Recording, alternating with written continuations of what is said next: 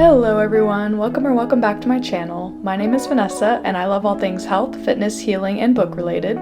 I've been wanting to share my new sourdough bread baking recipe and techniques I've been practicing that have resulted in the most perfect sourdough loaves I've ever made or tasted. So let's make some bread together. So I actually doubled the normal recipe to make 2 loaves, so if you're wanting to make just one, half the amount of all the ingredients I listed. So you're going to start out with 200 grams of that active, bubbly, juicy sourdough starter and add 700 grams of room temp filtered water.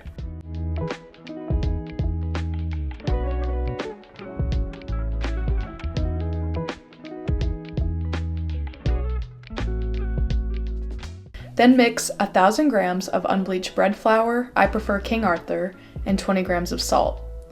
Mix all of that until it's combined and let it sit on the counter covered for about an hour.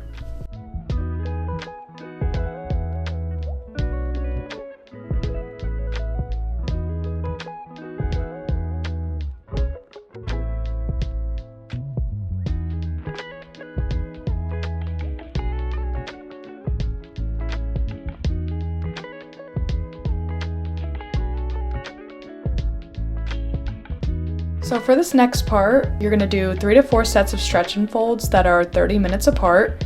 You're just going to basically grab a corner of the dough, stretch it upwards, and fold it over itself. You'll do that on all 4 corners of the dough, and then you'll cover it with a damp towel, and then in 30 minutes repeat it again. This just really helps with the gluten formation, and you'll start to see your dough rise over time. This part you do kind of have to plan out in advance because if you're going to be gone and you're not going to be able to do your stretch and folds, that's going to be an issue. So make sure to plan ahead. And sometimes when I don't have time, I just do 2, maybe 3 stretch and folds. But when I do have time, I try to do like 4 to 5. I've read forums online and people say like when it starts to become more translucent, that's when you know you're done with your stretch and folds. But I've had friends that make sourdough that told me they've done 2 stretch and folds and it turns out fine. So it really just kind of depends on everything, and even if you do everything right, it can still not turn out exactly the way you want it. So it just takes a lot of practice. Alright, so it's the next day. I let that bread proof in the fridge overnight. This is what she's looking like. She's thick and she's jiggly. You can see there's some bubbles forming and on the sides as well.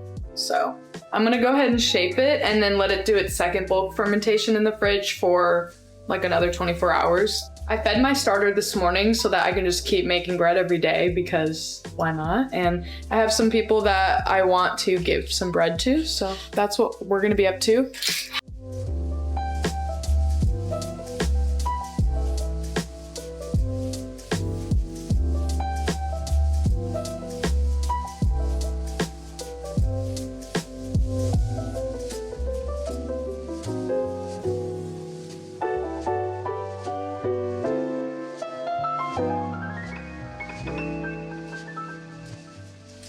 There's a lot of different ways you can shape, but for me, I basically just spread it into a rectangular shape. There's me pointing at the bubbles. Then I fold each side in on itself and then roll it up. And then you want to build tension in your loaf. So I basically put it on the counter so it's not as slick with all the flour. And I just try to turn it and push it with both of my hands into a circular motion. And that way the dough just becomes like a perfect little ball.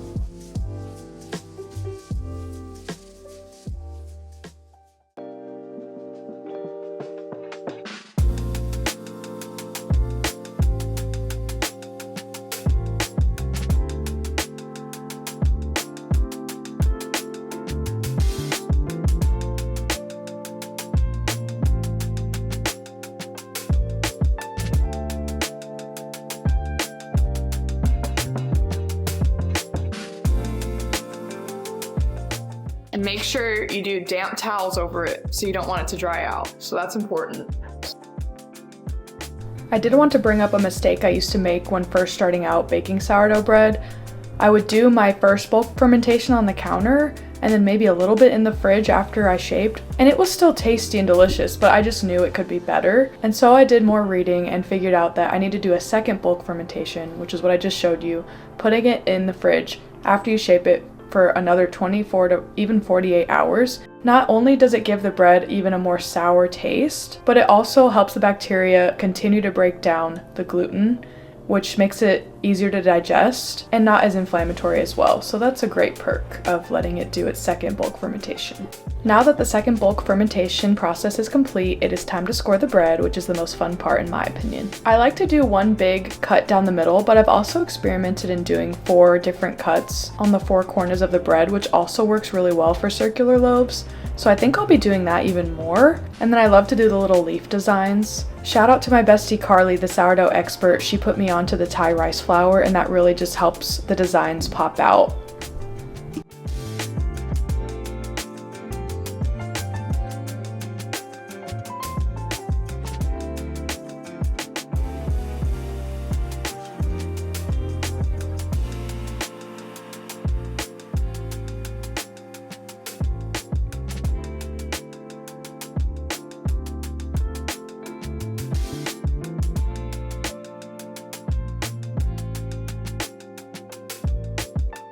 If you live in an apartment like me and your oven is not as strong as, say, like a house oven or like, I don't know, just any oven of quality type, you'll know that they can sometimes not be as strong. And so I've experimented with doing 460 to even 470 degrees for 30 minutes before taking the lid off. So if you feel like your loaves are coming out a little bit gummy, maybe up the temp a little bit, and that's what I did, and I feel like it really improved.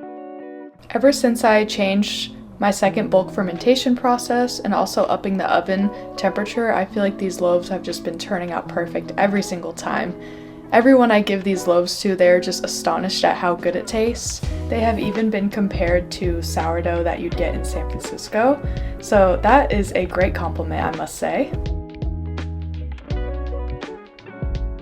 Here's a few clips of some of the loaves I made last week, and oh, that oven spring is just beautiful. I hope y'all enjoyed this video and possibly learned something. If you're early in your sourdough journey, just keep going, keep learning. I promise it gets easier and you start to learn what to look for and, and how to improve. Thank you guys so much for watching. I'll see you soon.